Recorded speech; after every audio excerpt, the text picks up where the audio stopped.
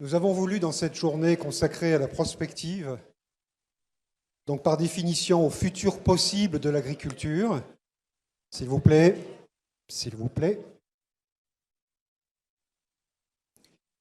nous avons voulu donc dans cette journée consacrée à la prospective et à l'action qui peut dériver de la prospective, avoir un intervenant du secrétariat général à la planification écologique pour nous expliquer, au fond, d'abord, peut-être très simplement, qu'est-ce que c'est la planification écologique, surtout, quelle est la place de l'agriculture et de l'alimentation, en quoi ces secteurs peuvent être un levier positif pour la planification écologique, et également des questions de méthode. C'est important, des questions de méthode, je fais allusion en particulier à la façon dont, à la courroie, en quelque sorte, qui va permettre de transmettre une vision assez centralisée, assez nationale, jusqu'au territoire, ce qui va être le sujet de l'après-midi de la prochaine table ronde. Donc, nous avons le plaisir d'accueillir Frédéric Jobert pour le SGPE. Merci Frédéric de votre présence, de votre intervention. Je vais vous mettre là, si vous voulez. Oui, allez là. Voilà. Très bien, bonjour à tous. Merci beaucoup. Donc, d'abord, je m'excuse au nom d'Antoine Payon. Voilà, je sais que la photo est presque ressemblante, mais ce n'est pas moi. Donc, Antoine, secrétaire général à la planification écologique, est retenu avec la Première ministre, et donc je le remplace et le représente au débeauté. Donc, merci de votre accueil et de votre compréhension. Je vais vous présenter globalement l'approche de la planification écologique. Donc, d'abord, un petit rappel, le SGPE, c'est un service qui s'est créé il y a quasiment un an, jour pour jour, d'une quinzaine de personnes, qui est rattaché directement à la Première ministre, donc au sein de Matignon, et dont l'objectif n'est pas de refaire ce qui est fait par ailleurs en termes de planification écologique, puisqu'il y a beaucoup de travaux qui sont faits au sein de l'administration, en dehors de l'administration, etc., mais plutôt de remonter les débats et les arbitrages au niveau de la Première ministre pour les prendre plus vite, les prendre plus à l'échelle, les prendre de manière plus transversale, c'est-à-dire qu'on essaie de sortir de ce qui parfois peut polluer le débat interministériel parce qu'on a quelques postures ici et là. Donc nous, on se positionne véritablement à l'échelle du système France, pas du périmètre ou du portefeuille d'un ministère. Et puis en ayant une approche strictement apolitique, c'est-à-dire en rentrant par les faits, rien que les faits, la science, les éléments objectifs et rationnels, et en essayant de décrire les problèmes tels qu'ils sont, même si parfois les nouvelles sont mauvaises, mais pour s'assurer que la décision politique, autant que possible, soit en lien avec la réalité. Notre approche, elle se veut, et j'en viens à l'agriculture, systémique, c'est-à-dire que d'une part, on ne regarde pas que la question du climat. Donc l'idée, c'est d'apprécier la question de la transition écologique à travers le climat, à travers la biodiversité, à travers la gestion des ressources, à travers celle de la santé. L'idée, c'est d'observer le système France en un certain nombre de chantiers que vous voyez ici sur ce graphique, et d'apprécier comment est-ce qu'un chantier peut servir à l'autre, comment est-ce qu'au contraire un chantier peut desservir à l'autre, donc d'apprécier les synergies entre tout ça. Et puis, et surtout, c'est de ne pas uniquement rentrer par la question écologique. C'est-à-dire de aussi apprécier les éléments économiques, géostratégiques, sociaux, culturels qui sont en face de nous. L'objectif n'est pas de dire qu'il faut trouver un consensus entre l'objectif écologique et l'économie. C'est pas ça. L'objectif de réduction des gaz à effet de serre, par exemple, il s'impose à nous et il n'y a pas question de le discuter. En revanche, se fixer un objectif écologique sans comprendre le contexte technico-socio-économique dans lequel il s'inscrit, le risque, c'est d'être un petit peu incantatoire. Donc l'objectif, c'est que ça marche, et donc il faut systématiquement qu'on comprenne, qu'on mette en perspective l'objectif de réduction de GES, de restauration de la biodiversité, au regard des autres enjeux. Sinon, quelque part, on se fait un petit peu plaisir. Voilà. Je vais essayer d'illustrer ce principe avec l'agriculture, avec 3 messages. Le premier, c'est que justement, lorsqu'on regarde l'agriculture en face, selon toutes ces lentilles, notre conviction, c'est que le statu quo, quelle que soit l'ambition écologique que l'on se donne, il n'est pas soutenable. Donc le statu quo n'est pas acceptable, en fait. Quel que soit, avant même de parler d'écologie, le système diverge aujourd'hui. Notre deuxième conviction, c'est qu'on a beaucoup de solutions. Elles ne sont pas toutes consensuelles, mais certaines le sont. Et qu'en réalité, et c'est mon troisième message, la vraie difficulté, c'est plutôt comment est-ce qu'on met en œuvre et comment est-ce qu'on trouve le contexte technico- et socio-économique pour que ces leviers-là deviennent réalité. Alors d'abord, je parlais d'approche systémique. J'enfonce une porte ouverte, mais l'agriculture en particulier est en travers de l'ensemble de ces lentilles-là. Sur le climat, d'abord, bien sûr, parce que comme tout secteur, l'agriculture est émetteur de GES, et donc un sujet d'atténuation, mais, et pour le coup, beaucoup plus que la plupart des autres secteurs, ils ont aussi un sujet d'adaptation. L'agriculture est la première victime, si j'ose dire, du changement climatique que l'on constate au jour le jour et qui s'accélère. C'est aussi évidemment un grand enjeu en lien avec la problématique de la biodiversité. D'une part, parce que, reconnaissons-le, comme les activités industrielles, les activités agricoles ont un impact sur le milieu, et là aussi, puisque l'érosion de la biodiversité a aussi un impact sur la résilience et la capacité de l'agriculture à produire. Les sujets eau, j'y reviens pas, c'est évident. La question aussi de la santé et des risques, parce que derrière l'agriculture, il y a notre système alimentaire. Et puis enfin, derrière, aussi la question des économies. Ce sont des hommes et des femmes qui vivent ou qui ne vivent pas, d'ailleurs, et des enjeux géostratégiques liés à nos importations, à nos exportations, etc. Donc vraiment, il n'y a pas un sujet en fait, du système France dans lequel les questions agricoles ne reviennent pas quasiment au premier plan. Lorsque je les prends un par un, malheureusement, la situation n'est pas bonne. En tout cas, c'est notre conviction.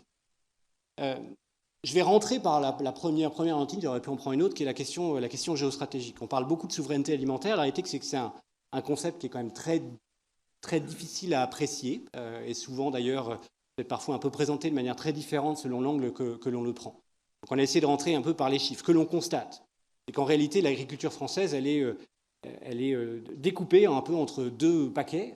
Une part de production ou d'ateliers qui sont très tournés vers l'export, donc qui sont avec une balance commerciale extrêmement positive. Je pense bien sûr par exemple aux céréales, avec les avantages ou les impacts que ça a sur notre balance commerciale et les enjeux économiques qui sont associés. Et puis à l'autre extrême, à droite de cette slide-là, on a un certain nombre de productions sur lesquelles on est structurellement, et voire par ailleurs de manière croissante, en dépendance par rapport à nos importations.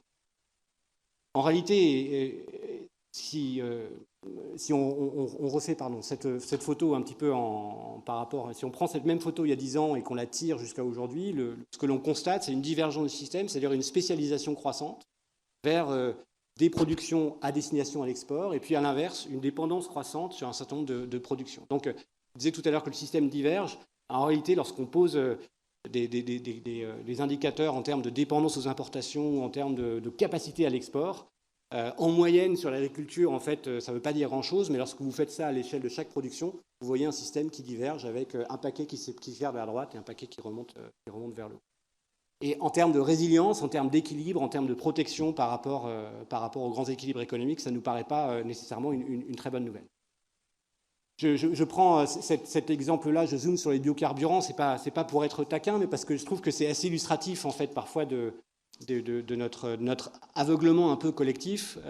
En réalité, aujourd'hui, nos biocarburants sont très largement dépendants de matières premières importées. D'une part, on importe une grande partie de nos biocarburants, et ensuite, les biocarburants que l'on peut fabriquer sur le terrain, en France, peuvent être fabriqués à partir de matières premières importées. En particulier, les carburants dits 2G, donc les plus récents. Et c'est pour ça, c'est le graphe du milieu. Vous voyez, globalement, la part verte, la part de biocarburants fabriqués à partir de matières agricoles françaises, elle a tendance à diminuer. Donc de compter sur les bioénergies pour sortir d'une dépendance aux énergies fossiles est en fait, en partie, aujourd'hui, factuellement une erreur, puisqu'on remplace une dépendance par une autre. Donc voilà, la réalité est malheureusement souvent beaucoup plus difficile et il s'agit de la regarder en fait. Donc un premier angle géostratégique. Un deuxième angle économique, je vais assez vite, mais je pense que la dernière période est assez illustrative. En réalité, l'agriculture est de plus en plus exposée à un certain nombre de grandes variables économiques, de prix et de coûts, qui sont de plus en plus volatiles, parce qu'elles dépendent de phénomènes géopolitiques, de phénomènes économiques, de phénomènes climatiques, qui sont, eux, aussi de plus en plus, je dirais, massifs et importants à l'échelle du pays. Donc on a une dépendance plus forte à ces variables-là, et ces variables-là, en plus, deviennent de plus en plus volatiles dans le temps. Et malheureusement, bien sûr, on ne souhaite pas que la période des 18 derniers mois soit la règle dans les années à venir, mais néanmoins, force est de constater qu'il y a quand même beaucoup de raisons de croire que et les phénomènes climatiques et les phénomènes géopolitiques reviendront dans les années à venir, et donc que cette volatilité est là pour durer. C'est un sujet social. Socialement parlant, l'agriculture ne paye pas l'ensemble des hommes et des femmes qui y travaillent. Alors, il y a plusieurs manières de l'apprécier, mais l'une est un chiffre que vous connaissez sans doute, hein, c'est le graphe du milieu. Lorsque l'on dépense 100 € en produits alimentaires dans la grande distribution en France, 7 € parmi ces 100 arrivent dans la poche d'un agriculteur français. Le reste, c'est bien sûr les matières importées, on en a parlé, mais il y a aussi la transformation, le transport, l'assurance, la publicité, le stockage, voilà, la grande distribution, les marges. Et donc on a construit un système dans lequel la valeur ajoutée est systématiquement captée de l'amont vers l'aval, et où la part, quelque part, de valeur qui revient à l'amont et à l'agriculteur, elle a tendance à se réduire. Et ceux qui en profitent, reconnaissons-le, en premier, c'est d'abord nous, avec des prix agricoles qui sont des prix alimentaires qui sont historiquement, même si bien sûr la période est compliquée, et en particulier pour un certain nombre de ménages, il faut le reconnaître et l'accepter et le traiter, mais historiquement et en moyenne, globalement, bas. La conséquence de ça, c'est qu'il faut désormais attirer un certain nombre de talents et de capacités nouvelles dans l'agriculture à cause du renouvellement des générations. Et ce que l'on constate, c'est que sur le terrain, c'est très difficile de trouver des ressources, des gens qui sont prêts à s'investir en agriculture parce qu'il faut trouver un système dans lequel les gens vivent de leur métier. Donc, bien sûr, il ne faut jamais raisonner en moyenne. Et l'agriculture est diverse dans ses territoires et dans ses activités, et dans ses générations et dans ses techniques, etc. Mais globalement, en moyenne, on a quand même un sujet de rémunération d'une certaine partie des agriculteurs. Et donc là aussi, c'est un phénomène qui rend fragile, qui fragilise l'agriculture et qui, de notre point de vue, contribue au fait que le système n'est pas soutenable à terme. C'est aussi un sujet physique. La biomasse, vous en entendez parler, je pense, à peu près matin, midi et soir, puisqu'il n'y a pas un secteur en France et à l'étranger d'ailleurs qui n'utilise pas la biomasse sous une de ses formes pour réaliser sa transition. La biomasse, c'est des bioénergies, du biocarburant, du bois, des pellets, du biogaz. La biomasse, c'est aussi des biomatériaux, donc du papier, du carton, à commencer. Donc on utilise de plus en plus pour remplacer par exemple le plastique, mais c'est aussi de plus en plus de la biochimie. Donc on remplace des matières fossiles par de la biomasse. La biomasse, c'est aussi du stockage de carbone dont on a besoin pour boucler notre bilan carbone. Et la biomasse, on l'a vu avec les imports-exports, c'est aussi un enjeu de souveraineté. Et donc si l'on voulait regagner en souveraineté, c'est-à-dire relocaliser une partie des productions dont on est dépendant, il s'agirait aussi de retrouver des besoins en biomasse supplémentaires. Lorsque vous faites la somme de ces besoins en biomasse, ces demandes en biomasse supplémentaires, ce sont les bulles de droite. Globalement, il faut attendre, on a besoin de, chaque année, 50-70 mégatonnes de matière sèche en plus. En France, on produit à peu près 300 mégatonnes de matière sèche de biomasse au total. Donc 50 mégatonnes, ce n'est pas du tout négligeable. Et qu'il faut donc savoir servir. Et donc il faut trouver des ressources supplémentaires de biomasse. Et la réalité, c'est que la biomasse, ce n'est pas une ressource magique qui tombe du ciel ou qui nous attend sur le parking. Certainement pas sur le parking. Le problème, c'est que cette ressource de biomasse, elle dépend à l'ordre 1 de la quantité de surface et d'un facteur de photosynthèse. Donc on peut, à isosurface, avec un certain nombre de techniques nouvelles, qui ne sont pas nouvelles, un certain nombre de techniques connues, excusez-moi, mais à généraliser, à massifier, comme les couverts intermédiaires, les haies, l'agroforesterie, les algues, pourquoi pas. On peut essayer de produire à isosurface plus de biomasse, les 30 que vous voyez à gauche, mais en fait, il faut aussi combattre ou compenser une érosion un petit peu systémique liée d'une part à ce que les surfaces baissent à cause de l'artificialisation et ensuite à cause de la pression du changement climatique. Donc là aussi, on est en train, si vous me permettez l'expression, de croiser les skis, entre guillemets, avec une demande de biomasse qui, elle, structurellement augmente parce qu'en plus, elle est poussée par la transition écologique. Et quelque part, c'est tant mieux. Et donc, quelque part, ça va s'accélérer. En tout cas, on peut le souhaiter. Et à l'inverse, une contrainte très forte et malheureusement sans doute croissante sur l'offre. Donc, il faut là aussi regarder cette question en face. Et donc, pour nous, ça pose tout un tas de questions sur qu'est-ce qu'on fait de l'argent public, quand est-ce que l'argent public va subventionner de la demande de biomasse, par exemple sur du bois énergie, quand est-ce que la demande publique va subventionner de la production de biomasse, et quelle biomasse, et où, et à quelles conditions, etc. Je passe vite. Autre élément physique, bien sûr, la question du changement climatique, avec la question du stress hydrique auquel l'agriculture fait face dans la plupart quasiment de nos régions. Alors, cette année, dans certaines régions, est peut-être plus facile que d'autres, mais là aussi, le trend, regardons-le en face, est négatif, et globalement sur l'ensemble de la surface.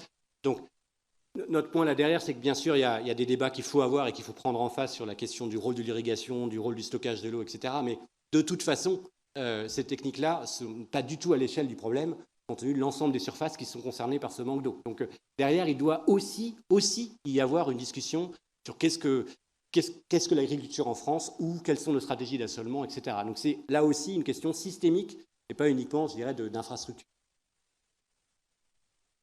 Alors vous avez remarqué, je n'ai pas encore parlé d'écologie, et pourtant la situation n'est pas très bonne, mais néanmoins, encore une fois, avant de parler d'écologie et avant de placer des leviers qui nous permettent d'atteindre nos objectifs, il faut les placer dans leur contexte technico-économique. L'enjeu écologique, je n'y reviens pas, vous le connaissez assez vite. D'une part, l'agriculture est évidemment source d'émissions de GES significatives. Lorsque l'on prend l'ensemble des émissions de gaz à effet de serre, l'ensemble du cycle de vie de l'agriculture, c'est-à-dire pas uniquement celles qui sont du périmètre comptable au sens de l'inventaire du CITEPA, qui est la partie tout à gauche, en bas à gauche de cette slide-là, et qui correspond aux émissions directes que vous connaissez, à savoir essentiellement simplifier l'élevage les émissions de méthane issues de l'élevage notamment ruminant, les émissions de protoxyde d'azote liées à la fertilisation azotée, et puis les émissions énergétiques liées à nos engins agricoles. Mais ce à quoi il faut en fait ajouter les émissions de l'amont, la fabrication des intrants, des engrais, la déforestation importée, et les émissions de l'aval liées à nos industries agroalimentaires, par exemple, ou des émissions négatives, si vous me permettez l'expression, liées à la décarbonation que les biocarburants produits par l'agriculture permettent. Lorsqu'on fait la somme de ces flux-là, globalement, on atteint le chiffre de 100-120 mégatonnes de CO2 équivalent chaque année en 2021, c'est-à-dire un petit quart des émissions domestiques françaises. Donc c'est très significatif, évidemment. Le sujet écologique, il n'est pas que climatique. Donc il y a derrière aussi un sujet de pollution des eaux, de pollution des sols.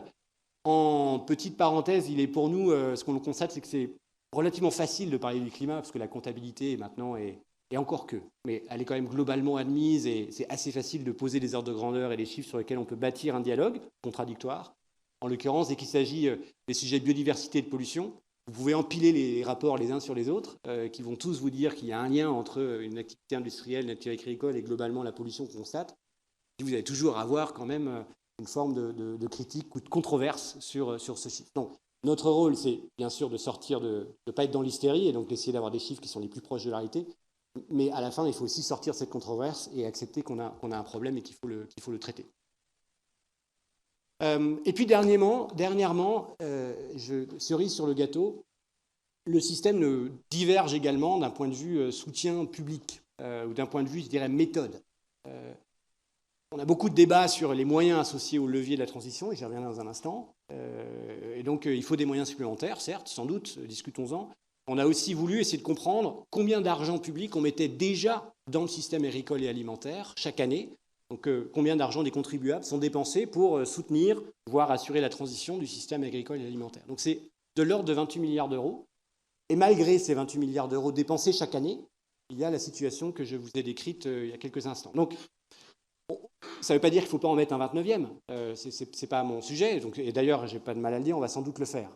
Mais ça veut dire aussi que ça ne suffit pas. Et qu'il y a aussi quelque part fondamentalement un problème de méthode sur comment est-ce qu'on dépense cet argent, où est-ce qu'il va, comment est-ce qu'on le conditionne, comment est-ce qu'on l'accompagne d'autres choses. En tout cas, il faut sans doute changer en partie le système. Sinon, là encore, on défend le statu quo qui, de notre point de vue, n'est pas souhaitable pour personne, certainement pas pour le pays. Voilà un petit peu le premier point. Bon, une fois qu'on a compris ça, essayons de construire un plan, et où est-ce qu'on va? Je dirais que ce n'est pas la partie la plus difficile. D'une part, je dézoome un tout petit coup, hein, notre plan, on l'a construit pas que sur l'agriculture évidemment, mais on a découpé l'ensemble de... Je vais parler uniquement climat dans les 5 prochaines minutes. On l'a découpé sur l'ensemble des émissions du pays, donc on s'est intéressé par grands paquets à la manière dont les Français se déplaçaient, la manière dont les Français se nourrissaient, se logeaient, etc. etc.